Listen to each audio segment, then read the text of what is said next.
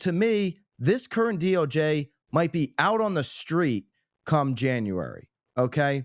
And they might have an administration in place that looks like the one from 2019. And when we had that administration and certain guidance into that DOJ, we had a settlement in place. So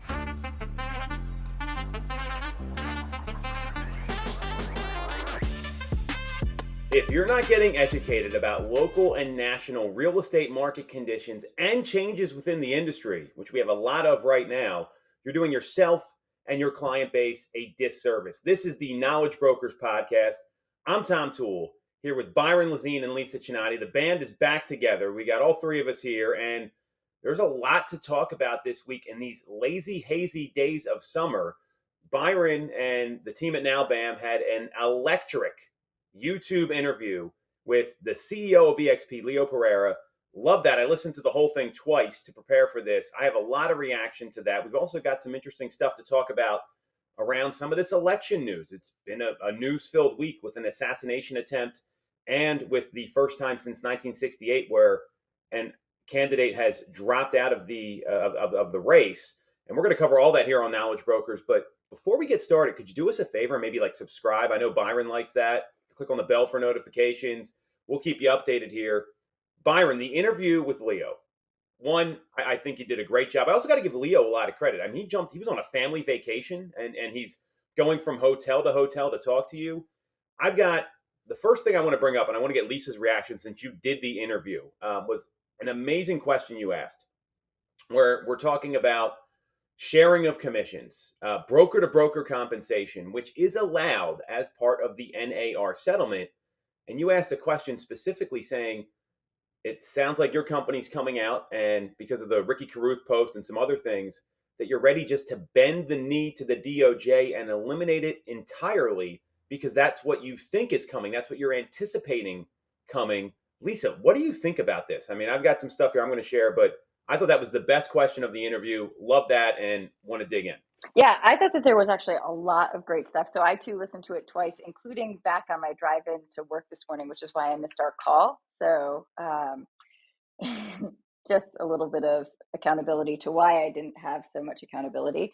And I think it was a super powerful question. And I think it's interesting to kind of watch and listen as some of that shakes out and to see the different models that absolutely everybody's going to take. And I think that Byron did a great job asking some questions, kind of tying into all of the different business models that are going to shake out, even at eXp with how agents are going to choose to run their businesses.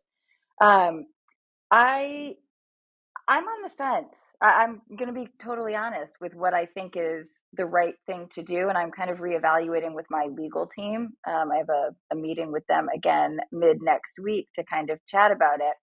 Like I said, New Hampshire compensation, totally gone. Cooperation, totally gone. Massachusetts still exists. And they've come out and said that it's going to continue to exist. I'm on the fence. I think one of the other interesting things, though, kind of tying when you say totally gone, does that just mean MLS or totally gone even off MLS?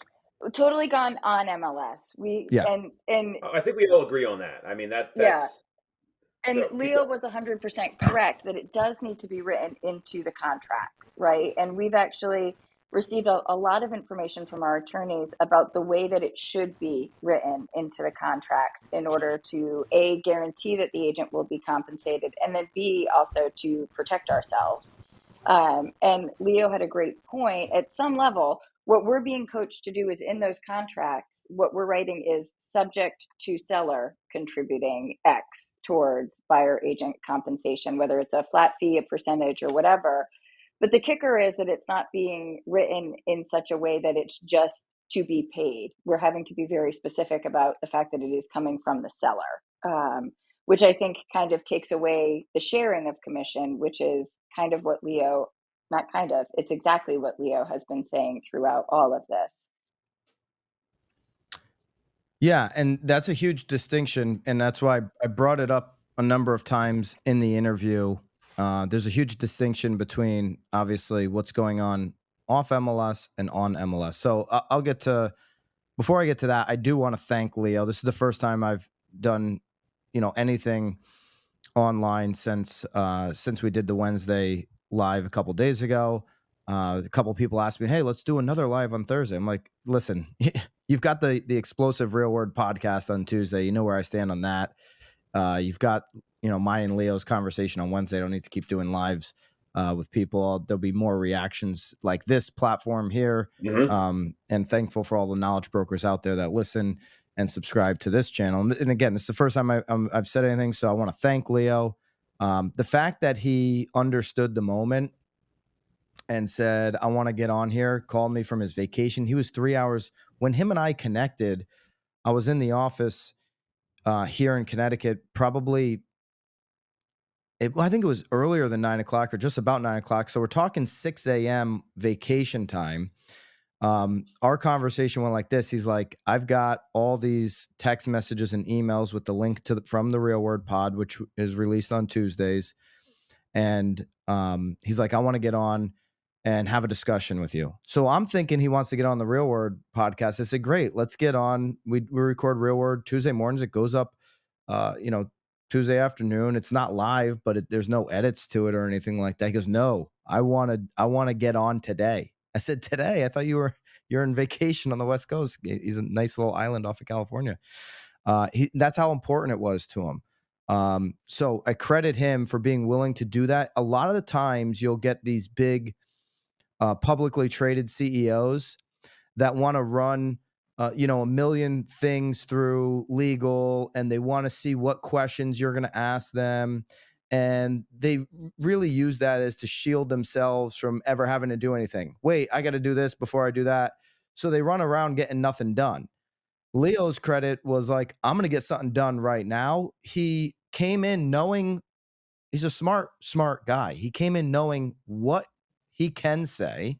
He's been working on his buyer tool. He's getting his hands dirty, working on his buyer toolkit, working on his listing agreement. And that's with the legal team. So he already knew what he could say and couldn't say. He didn't have to go run into legal. He's like, "I'm going to get on here. I'll say what I can say, what I can't say, what eXp's position is, and all of that." So big credit to him for doing that, of course. Obviously, if you're just catching up on this story, there's a Real Word podcast about Ricky Carruth's deleted post about his conversation with Leo, now taken down. Leo asked him to take that down. He said that on our discussion. And the biggest problem I still have is not that this is a business model.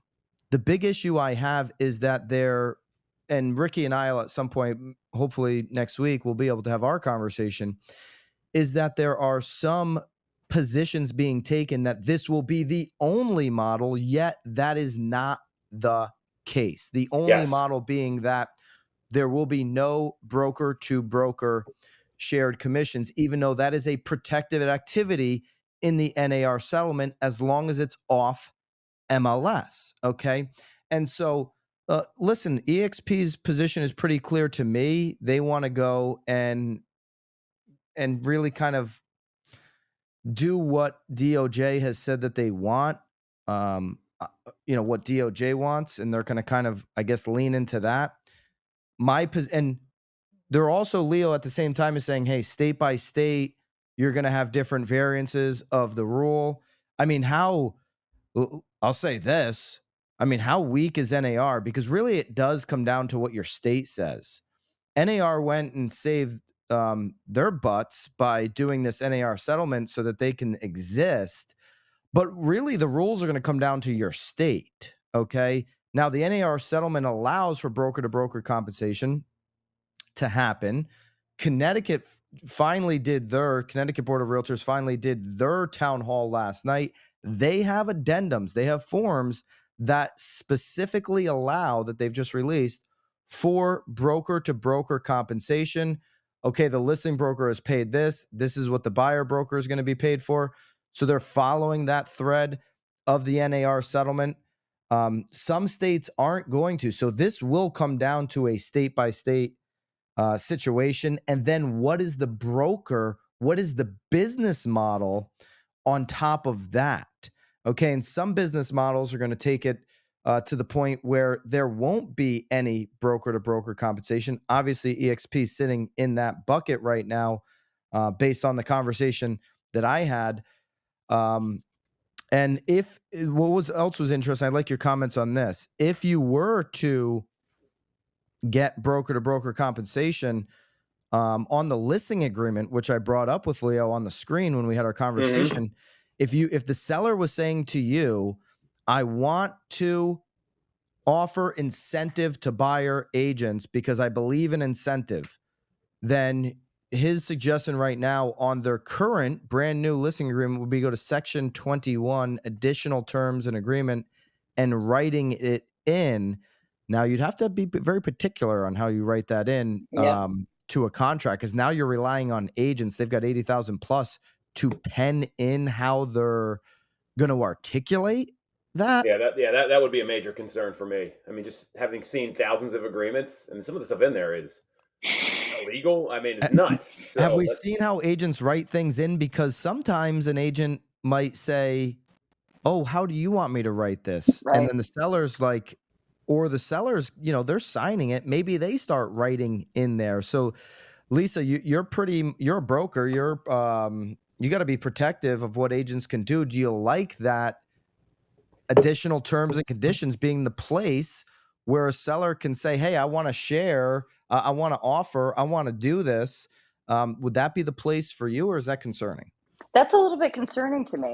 It's the same point that Tom said. I think we tend to be a little bit more like, hey, here's a drop down of potential clauses that you can add into additional terms. Leo's got a bunch of addendums that they've added to all of their contracts. And I almost think that this should become an addendum when a seller wants to do that. That's fully written out. I know it's an extra piece of paper. I know it's an extra signature. I know it maybe is an extra layer of complication, but I think that that's the right way to do it. There's a moving target here. And I will say, Leo, if Leo comes out next week and says, hey, we're not advising you to use additional terms and condition.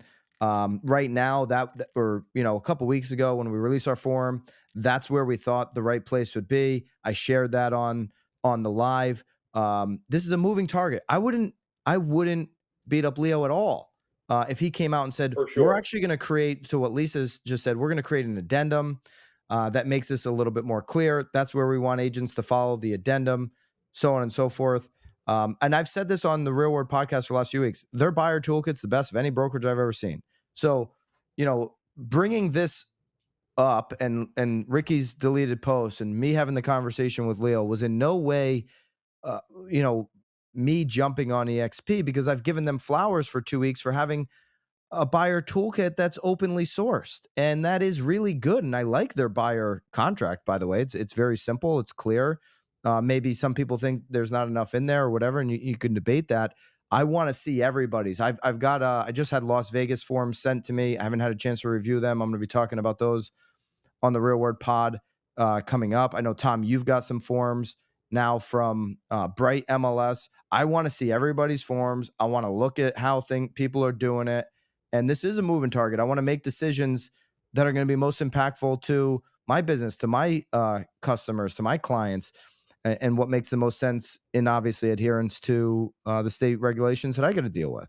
And a point to what you just said, sorry, Tom, then I'll let you go, is I think everybody has to be aware that, Angel, please, that there's going to be, and I think Leo said it multiple times on the live that he did with you, we're all working off of versions that are going to keep iterating for probably the next 6 to 12 months while everything shakes out. And I think he already stated that he's on like version 2 of what they've been putting out for their buyer contracts.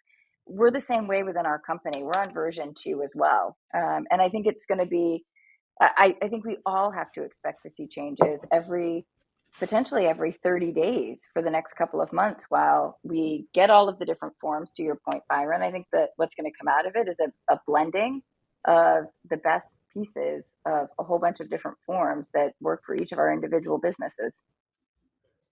Yeah, and what I wanted to get into, Lisa, is I've got the PAR forms. They're not from Bright, just to be clear, Byron. They're from the Pennsylvania Association of Realtors, because Bright covers a lot of states, which would be problematic. I think that's where the eXp agreement gets a little dicey, because it's not the same laws.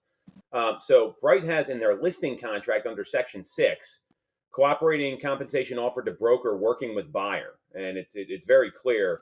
Licensee has explained sellers' options and company policies regarding compensation in cooperation with other brokers, In a transaction where a buyer is working with a real estate broker, seller authorizes and instructs broker to offer compensation in the amount of percentage or dollar amount of from purchase price, zero if not specified, paid from the broker's fee to a cooperating broker who is the procuring cause of a successful transaction. Broker will document the agreed upon amount by using a form such as the cooperating broker compensation agreement or a similar agreement. And then it goes on to say you can't advertise it in the MLS. Then they've got a second form. So I think this is what's going to happen. And you mentioned what's going on with Leo here. There's a second form that came out where it says cooperating compensation. Listing broker agrees to pay cooperating broker dollar amount or percentage at time of settlement if they're the procuring cause. And they changed it. It used to say like buyer broker. Now it says cooperating broker at the bottom where it gets signed. This is also in the agreement of sale. So the agreement of sale now has two sections in Pennsylvania. One section, let me pull it up here because I got all these forms in front of me. Perfect. So one section says seller concessions. This is section 3. It's A and B. Buyer broker fee is A. And it says, in addition to any cooperating compensation negotiated between brokers using the CBC form or other agreement, seller will pay the following fee to broker for buyer on behalf of buyer at settlement, dollar amount or percentage, zero if not specified. Then they've clarified it here, which it normally just would be a seller's assist, right? Closing cost assistance, similar language. So they have it delineated so it's super clear. And I think this demonstrates your point, Byron, that there's not just one business model here. The Pennsylvania Association of Realtors would not have come out with these forms. We have eXp here. We've got other companies. If there wasn't just there was just one business model. So what I'm clear on is I think you got to understand how you're going to approach this with consumers, because there's going to be some sellers that are going to want to incentivize all the agents out there to bring a buyer. Think about like the higher price listings. Think about some of the premium properties that are harder to sell. I want everybody involved if I'm a seller. Most sellers don't have an issue with this. I think you did a survey with 1,001. It's 77% of sellers are willing to offer buyer compensation. Yeah, most sellers want to. Think about any entrepreneur, any sales guy who's a seller who understands how incentives work, and if you tell them they can't do that, they're going to be a little puzzled why they can't do it. Right. Again, my biggest problem is I think everybody should pick what business model works for them. My biggest problem is when you have brokers deciding on a business model, and this is not Leo. Okay, this is not Leo doing this. I want to be very clear on that. My problem was with the language that Ricky used. He's a great copywriter, got a lot of comments. Leo applauded him for his copywriting. But you have other brokers taking this stance that this is going to be the only way business is done. So do it my way, or that kind of stuff, which is right now not the case. Maybe they can predict the future better than I can. All I know is that in 2019, when we had a DOJ under the last presidential administration, we had a settlement in place with NAR, which is very similar to the Catchmark NAR settlement. Mm-hmm. Then we get a new presidential administration, and they back out of the settlement. Unprecedented move by the government. Well, to me, and I don't know why anybody's saying this. Every time I bring it up, it's like, well, why don't you just deal with it? This current DOJ wants it. Well, to me, this current DOJ might be out on the street come January. Okay. And they might have an administration in place that looks like the one from 2019. And when we had that administration and certain guidance into that DOJ, we had a settlement in place. So to me, that's where I'd be looking on this thing. I'm not an attorney. That's not legal advice for anybody. That's just my opinion. I wouldn't rush into what the DOJ has leaked as one of their fantasy land theories about how they want real estate to look like, either until it happens or until we get a new DOJ. Here's the other thing. Why would NAR right now settle with this current DOJ, knowing that last time they settled, late 2019, and we were months away from a presidential election, the whole thing got unwound anyways? I'd be saying, listen, whether this current administration gets in, or we don't know what administration is even on that side. So whether the Democrats get in or the Republicans get in and control the White House, I just want to wait until after January and see what kind of DOJ I got for the next 4 years and make a settlement early in a 4-year presidential administration so it actually sticks this time and you can't back out. Well, I mean that's good business, letting things play out. I mean that goes with any business, and past things that happen in the past, they happen again. So that's common sense. Now, I mean, you're asking a lot here for people in Washington and the NAR to have common sense, Byron. So it might be a high expectation. I tend to agree with you. What do you think, Lisa? Yeah, well, and I said it before too. I tend to agree. I think that there's going to be some stuff that potentially changes, and I think it's a function of playing within the rules that we have to play into now, and then understanding that we might end up with a totally different set of rules come January or February. NAR, do you hear anything from them, by the way? It's like, hey, NAR, NAR, everybody in, that's paying attention in the industry. Even Inman gave the podcast the link back. Thank you, Inman. Everybody saw what happened with the interview with me and Leo. So to think that the NAR didn't see that, doesn't know the discussion happening in their industry, you're kidding yourselves if if you think they're living under the rock. But they're just not doing anything. They're not coming out there and saying, hey, guys, here's where NAR stands. These business models do exist. Okay, so if eXp wants to go one way, another brokerage wants to go another way. That's why we made the settlement. That's why it's on our FAQ sheet number 32. You're allowed to do broker to broker compensation off of the MLS. Come out and take a stance, say something, show up somewhere. It's almost like, They're where are you? scared. They're scared. I'd love to see them. I don't think it's even just being scared. I mean, they've already gotten their ass kicked here. They failed miserably. They've gone through three leadership changes, and I think, Byron, what you're talking about doing with Leo, and I think I give him credit. And no, I don't work for eXp. Same situation as you. He came out and has an opinion. He has a plan, and he has guidance, and that's what leadership's really about. Because and you mentioned in that interview, this is all about the MLSs right now. I'm part of Bright, right? So Bright had this big webinar where they came out and they had their attorney there, and they're telling us what we can and can't do, and they had that concession field, right? That was something we talked about a couple episodes back on the pod, and even the explanation from them is, hey, you can put a concession in there, and we're just inviting the opportunity for a negotiation, but we're going to be very clear, and there's going to be some heavy fines coming down. And you don't hear any of that stuff from the local board. I got a forms update, which I'm grateful for the forms. I mean, they did a nice job making it easy to read. I think the forms are very clear in Pennsylvania. I like them, but that's all you hear. And we're paying dues. We're looking to these people for leadership, and they've already flubbed one DOJ settlement, couldn't get it done.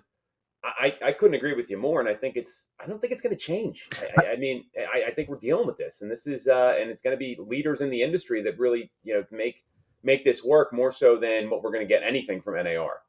I think one thing that is clear, and Leo, he really said this, and there's going to be some really punitive penalties for for people that break MLS rules, and so that's where I say, Leo run a public traded company. You've got 80,000+ agents that you're dealing with across all these state lines, and even in other countries, which obviously aren't dealing with this in particular, but he's got a lot of things he's juggling. Punitive penalties after you already paid a huge settlement is not something you want to get involved with. So they're going to be as safe as they possibly can. And you are seeing more and more MLSs saying, we're just not even going to have a concession field, and everything that you do, even if you do broker to broker cooperative compensation, which is allowed in the NAR settlement currently, you're going to have to find another way to do it. You're not going to be able to sneak it into, hey, this concession is, for whatever, and allude to it.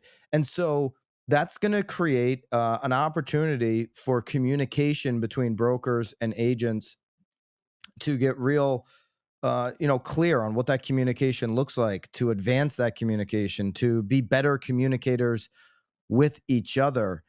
I encourage brokers, knowledge brokers, agents, team leaders, that if you're if you got somebody in your office who doesn't get back to people right now while we're working through this, doesn't clearly communicate to the agents in your community that you work with, just say, hey, this is probably not the place for you to be. People that lack communication skills right now with each other or don't have the time or the capacity to do it, probably aren't somebody you want in your office or, in your brokerage.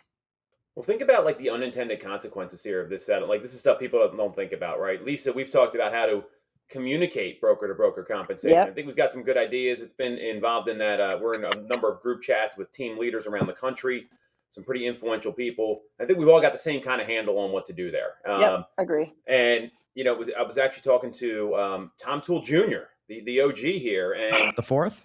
The junior would be the second. Oh, junior would be your dad. You're the third. I'm the third, and my son is the fourth. It goes 1, 2, 3, ascending order, right? And he did something that was very interesting.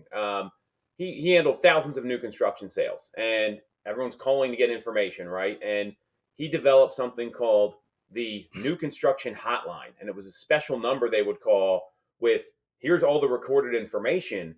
Now, it's a little more sophisticated today because they didn't have like cell phones when this went on, so it's a little different market, but it was a way to get all the information out there, and you take that idea, you apply it today, it can be very effective. Now, the flip side is, let's say you've got a hot new listing, Byron, you've talked about this, and you're an agent that just gets overwhelmed by things. I mean, we talk about this all the time. You got 40, 50 showings coming up, and you don't have a way to communicate compensation if you're offering it, seller's prerogative, obviously. And then people are starting to show the place. And then they got to write up offers and see if they're going to get like this. Like what you said about communication there is so critical. And these agents that don't have systems and don't answer the phone, because it's both, right? And also choose not to read anything and just do whatever they want. This is going to create a lot of confusion for the consumer. And I think of the poor buyer that doesn't know what they're walking into, looking at a house and wants to make an offer. Like that's where this really hurts. And it's something we all got to be aware of. I think some of the things that are being built out for the future of this business, what the future of real estate is going to look like, like the Mosaic platform, where consumers are going to have an ability to see closer into the deal, but where agents are also going to have a portal that they can put deals in and get information and all of that kind of stuff. There's going to be huge benefits. Mosaic's doing it, and I'm sure there's going to be other opportunities out there with new technology and AI being a huge part of it, like it is in Mosaic, to really create a space for communication with not only clients, but with other agents to really go to the next level.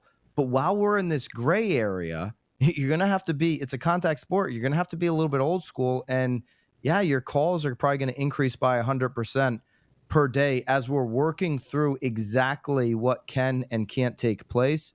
And then certainly down the road, I think it'll get easier. It's just going to get harder for a period of time before it gets easier. And I do think the business will change a lot with some of the technology that's coming down the pike. Tom, should we have Tom Toole Jr. on the pod at some point? No. I mean, and would he be That was so fast. Lisa, would he be doing the pod from the office while Tom does it from his beach house? What do you think about that? One, I'm more efficient than anyone that's going to the office. I bet you I get more done than 95% of agents today, including Tom Toole Jr. Well, look, and Lisa has met my dad. I think she. Twice. I've never met him. Well, I mean, you can meet him. I mean, great guy. Obviously, a lot of love for him. You might need to budget like 4 hours for this podcast if you want to have him on. Like, I mean, he will tell you about how he had like the buy side on the Louisiana Purchase or something, or some deal he did in like 1958. Like it's this vortex you get sucked into. And I love my dad. I mean, but you talk to anybody here, he's a storyteller. And look, he's sold a ton of real estate. So, but does he listen to the pod? I guarantee you he doesn't. Although he did compare our podcast to the Kelsey brothers one day to an agent. And I said, what the hell are you doing? That's a load of horse shit. And I was like, but thank you. I guess that's nice. But I'm like, oh my God. Like I just, so I don't recommend having him on. That would be, maybe we can have like a 5-minute talk and then he'll say probably nothing and just start to get into some stuff. I don't know. Oh boy. All right, we got we can react to Colorado if we want to get into that, and I want to take a look at those KCM slides that Yeah, I you like the brought up too. KCM side. Let's talk about Colorado real quick. They put this letter out, and the letter, we're not going to read the whole letter, but it was from the Department of Regulatory Agencies in Colorado. Real Estate News I had first published the letter, and it was the director of the real estate division with the Colorado Department of Regulatory Agencies. And the short of it, and the gentleman's or the woman's name is Marcia Waters. She said buyer agreements cannot be required. That's a snippet from there. Maybe we can put the letter up on the pod so people can see it, or a link to it. In the letter, there was 2 points. Colorado law does not require a real estate license to tour a property, and a buyer representation agreement is not required to show a property. So I think this is another example, Byron, of what you said. And Lisa, what you're in 2 states, so I actually want to get your perspective here because I think that's pretty interesting. This is all about state law right now. I mean, you've got to understand how to do things in your state. And, it's very interesting that they talk about that.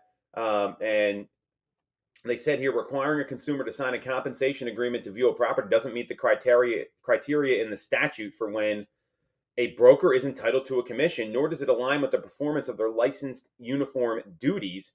The division has significant concerns about these agreements as they do not appear to align with our mission of consumer protection. Consumers should have the opportunity to evaluate qualifications of a real estate professional before signing a binding agreement with a broker. I mean, there's not a lot I disagree with in those statements there, but this is the stuff that's going to be happening right now. It goes back to the statement that showing a property doesn't guarantee commission, right? Or whatever the word was, not guarantee or whatever. It goes back to procuring cause. Think about all the times procuring cause would pop up in the past. Simply opening the door doesn't allow an agent to receive compensation. In some states it does, but I agree. Yeah. We all agree on this. Like, let's be very clear. I mean, the entitlement to compensation is something that is a challenge. Yeah. And, so that part of it, I agree with. For us, dual states, New Hampshire, their state motto is live free or die, unless it pertains to real estate, and then it's pay fines or die. Oh, that's fantastic. So Could be a T-shirt for New Hampshire agents. Exactly. Sponsored by Now Bam. And so absolutely everything in the state of New Hampshire requires a license and is very, very regulated, including all of these forms and whatnot. Massachusetts, interestingly, has been a little bit more free-flowing, again, with just about everything, right? New Hampshire requires us to be realtor. Massachusetts allows us the option of just being an agent or opting into realtor affiliations. So I think that it is a legitimate point that across different states, all those laws are going to shake out a little bit differently. I have mixed feelings, right? I think consumers don't necessarily understand how agents get paid. I do think that there does need to be some sort of document up front that kind of spells out what the relationship is. In Massachusetts, we use it's called a mandatory disclosure that kind of stipulates what the agent's role is at the time, but doesn't address it's bolded, underlined, this is not a contract, and it doesn't address compensation. Every state should have one of those. Pennsylvania has one, consumer notice, same thing. New Hampshire doesn't require it, interestingly, until the point when the client switches from being a customer to a client. And so it's not signed necessarily right up front. And then, of course, there always comes down to the number of times that agents actually comply. Right. The number of times that I go sit and shadow a listing appointment these days, and, we have to present it, whether it's a buyer showing or a listing appointment, the first time we talk about real estate. And my agent says, I'm sure, I know you've interviewed other agents. I'm sure you've seen this form before. You know what I'm about to ask you to sign. And the consumer says, never seen that form before. And that happens, more frequently than it should. And so, again, compliance with it varies a little bit. I do think that some level of compensation does need to be addressed. I don't necessarily have real strong feelings on when just yet, because I think every agent has been in the situation where they receive a phone call, whether they're a listing agent and the buyer agent is out of town, whether they're taking internet leads from Zillow or realtor.com where the consumer's agent isn't available or told them to go to Zillow or Redfin or whatever to request a showing. And it's an interesting industry because there is no wage just for showing up and doing your job, right? And that's the interesting part of this that I, in my head, haven't fully shaped an opinion. So these updated forms, Lisa, in Pennsylvania, the buyer agency agreement has now been revised to have an advanced fee or retainer Yep. charged. And I think we're going to see some of that going on right now too, which is very fascinating. We've As a always, business model, and I have no problem with any of No these business problem. models. Yeah, yeah. right, I like that it's But clear and it's on the first page of the but contract. right, but just on Colorado's position, that this is how I read it. Colorado's position is, how does it benefit a consumer to have to sign an agreement to tour a home? And I agree with that. Yeah. You know, why do I, as a consumer, if I want to see a home, have to sign anything if I don't want to? Okay. Because you guys can't figure out your crap and you're making up realtor rules, that doesn't impact me as the customer, the consumer. I don't have to live in your world. You have to live in my world. And so I think that's, to me, that's where Colorado's going with this, where it's like, you know, realtor, you can say people got to, but you can't make it mandatory for people to sign. Maybe that's how you get paid, but it's not the way we're going to protect our customers and consumers here in Colorado. And so, I tend to agree with that. Well, and think about that, right? I mean, I've had you guys know who Robert Slack is, right? Like number one team in Florida. I met him years ago. Went to his office, and he said, what do you do with buyers? Do you get them in the office, you make them sign something, or do you get them behind the wheel of the car and let them go for a test drive?" He's like, "That's what they do at Mercedes. That's what they do at BMW." And there's something to that. He's had a very successful business model doing that, right. and there is a challenge there. And I mean, so our brokerage, like, I mean, Pennsylvania is a very we've been doing buyer agency contracts forever, and it's, we've developed a script that Tom Ferry shared it actually earlier this week, with like the script when you talk to people, and you've got to have some options that aren't going to be so invasive. Whether it's like, hey, we can offer a property specific agreement, we can do a 30-day test drive agreement. Which one would you prefer? And why don't we sit down and go over it, beforehand? And I mean, I think that's a good business practice. But now it's inhibiting them looking at the home, and that might cost some people getting the house that they want. I mean, with the interest of time. Lisa's brought this up months ago. Maybe we can do a flashback to I don't know if we're going to be able to find it, Haley, but we could do a flashback to an old pod. I mean, months ago, Lisa said, there's going to be agents that are so well known, that are, have so much experience to show, that they're going to get approached and they're going to say, hey, this is how I do my business. And we're going to sign right now. I'm going to do a quick consultation, and we're going to get into a long-term agreement because my brand and my demand, you're not going to go, Ryan Serhant's not going to give somebody a 30-day test pilot. Then there's going to be agents that, are building their business, building their brand, building their name recognition, building their experience. And they're going to do a 30-day or a 2-week. Hey, for 2 weeks, let's go ahead and go non-exclusive. Let's figure this thing out. And by the way, 90+% of agents have been working non-exclusive forever. For sure, yes. They just More haven't than realized 90%. it. I would say more than I'm being 90%. light. I'm being Yep. light. Almost everybody has been non-exclusive forever. And they've gone out and they've met customers and they've met people, and they've earned the business over a period of test driving the Mercedes, like Tom said. Well, and you bring something up there too. Like, I mean, with like Ryan Serhant or somebody like that. I actually I remember vividly. There's been a couple instances where some higher producing agents, you would know their names, they're working on day-long contracts with some really high-priced buyers because they're trying to earn their business. I mean, that's So even if Elon called Serhant and said, "Hey, I want to see some homes in Manhattan," and then Serhant said to Elon, "Oh, I need you to sign a 6-month agreement." I mean, Elon told the head of who was it, Disney, to go f himself, or the head of somebody to go f himself. You don't think he's going to tell Ryan Serhant? Now, so the point is, it comes down to who's got the leverage with Elon versus Serhant. Oh, well, Elon does. Okay.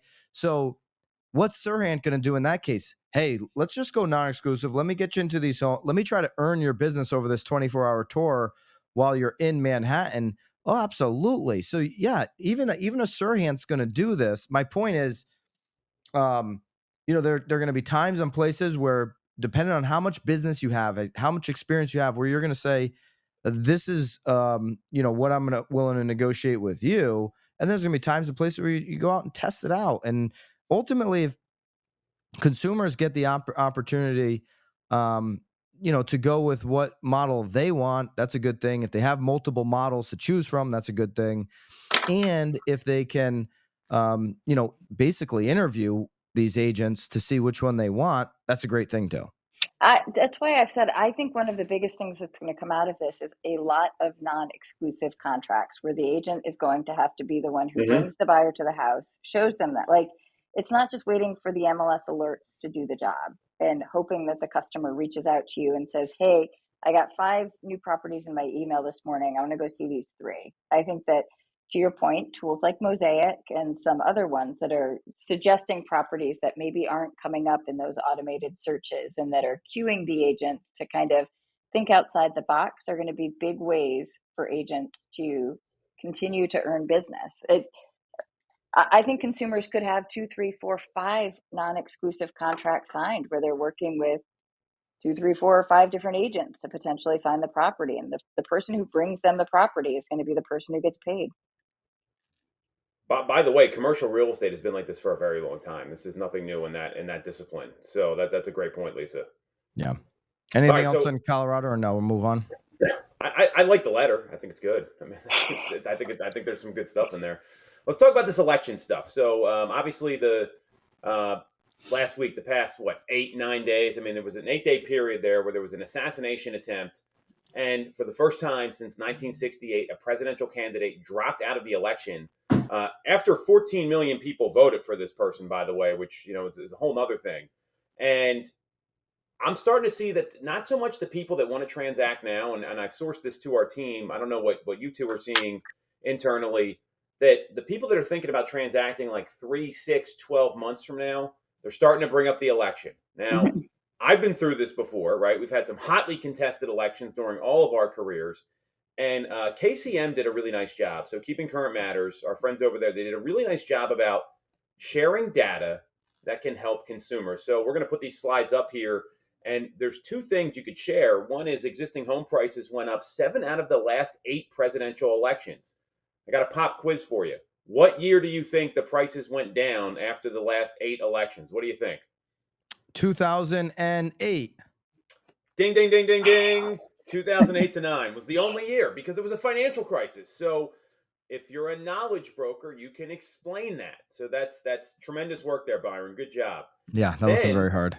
It's not hard. I went bankrupt that year. So I decided to get married that year. It was a great decision. Pay for the own wedding. I'm like, great. What the am I going to do now? So it ended up being okay.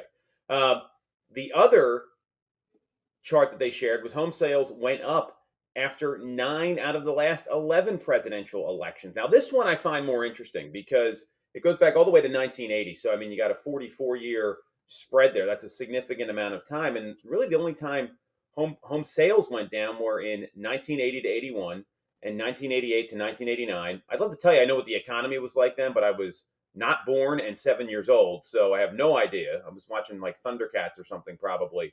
So we just came out of really high inflation because late 70s high inflation ended. But anyways, thank you, Byron. I was joking around. But the point is that there's some data here. Instead of just telling people, hey, everything's going to be okay, because that's what agents tend to do. They tend to just tell people, don't worry about it. They kind of, back burner it. You can use this information. I would download these on my phone and have them available. And this is a great content strategy for like email marketing, some green screens, putting some content out there, emailing the video of you explaining this about what's going on, because I don't think this election is going to calm down. I think it's only going to ramp up, and there's going to be more concerns that are out there, and the media is going to be shooting their mouth off on both sides. So this is stuff you got to know. I think this year comes down to if If rates were normal, then I would say I'd expect new listings to slow down the end of October. And basically, what you see in the holidays, I would just expect on any given election year, I've seen it before, where new listings, new people coming to the market slow down. Instead of waiting till Thanksgiving, they slow down a few weeks earlier. So you start that holiday new listing decline a little bit sooner in an election year.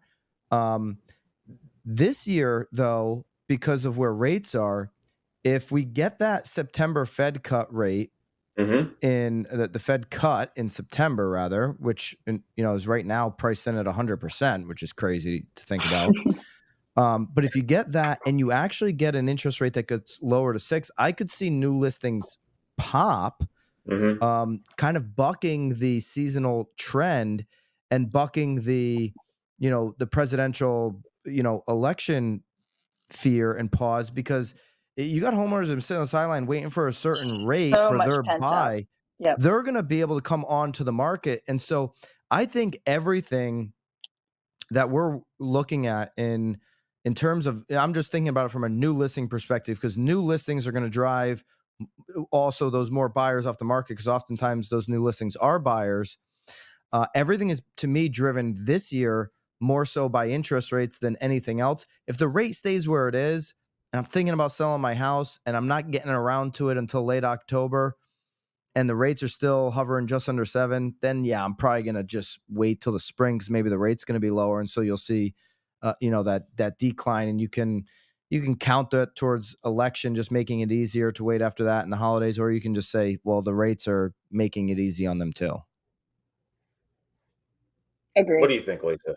Yeah, no, I'm in the same camp. I think that there's so much pent up demand. And I also think, just thinking about, the KCM chart compares the year of the election and the year after the election. Just knowing that we're so low going into the year of the election, I don't see a world where the year after the election sales don't just go up naturally, because it has to, right? Like, we're so low right now. It has to go up. 3.89 on existing is crazy right now. It's Just incredible. this what's earlier going this on. week.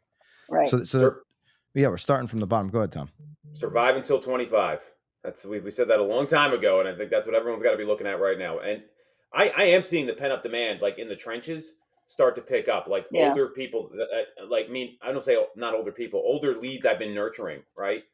2021, 2019, all of a sudden these people are ready to come to the market. And there are some homeowners that are saying, I want to cash out now before something changes and more inventory comes to the market. And we've seen a good amount of that as well. And it really comes down to motivation for these folks. And there is opportunity in the marketplace now. So I agree with you guys. I think you can't put your life on hold forever. I mean, that's really what happens when you don't sell. I mean, it's these life changes that people are just kind of holding on for. Yep, 100%. All right. I think we probably all have a hard stop here in 2 minutes, right? I do indeed. All right. Little update for those that have been on the edge. Bandmania.com. We've got a whole bunch of the speakers announced. There might still be a couple surprises going. We're just in tier 2 pricing, but pricing now is going to kind of really ramp up as we've sold out a lot of tier 2. So go to bandmania.com, get your tickets. Lisa and Tom are both going to be there in Las Vegas at Circa, and hope you guys can make it.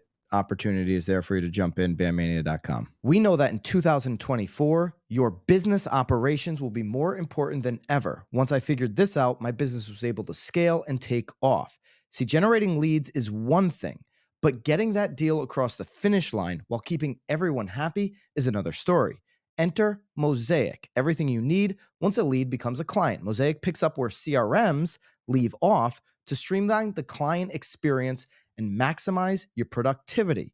It's the operating platform that gives agents and teams everything they need to stay organized and proactive throughout the entire transaction process and beyond. Transaction management, forms, AI-powered collaborative search, client retention capabilities, and advanced analytics for your business. In other words, you can use Mosaic to create a powerful flywheel for your business. It will help you close every deal, boost your profitability, and generate more repeat and referral business. If you need a better way to run your business, check out the link below and learn how Mosaic can help you today. At BAMX, we listen to what real estate professionals want and need. That's why our platform is filled with sought-after courses, content, and tactical assets for your business. And that's why we launched BAMX in a box with templates and scripts done for you, delivered each Friday. The best part? It's not coming from panel pontificators who bought their followers and don't sell any real estate. It's coming from top agents, team leaders, and content creators in the industry. It's education that actually shows you how to do what you need in today's market. And now it includes editable templates and scripts so you can easily deliver that knowledge to your database. Every day, we continue to add more content into BAMX, into our private Facebook community, content that works, content that our members have exclusive access to daily. Do not wait any longer. Use code KNOWLEDGEBROKERS and join the thousands of agents taking their business to the next level today. Use Knowledge Brokers for 10% off. See you in BAMX.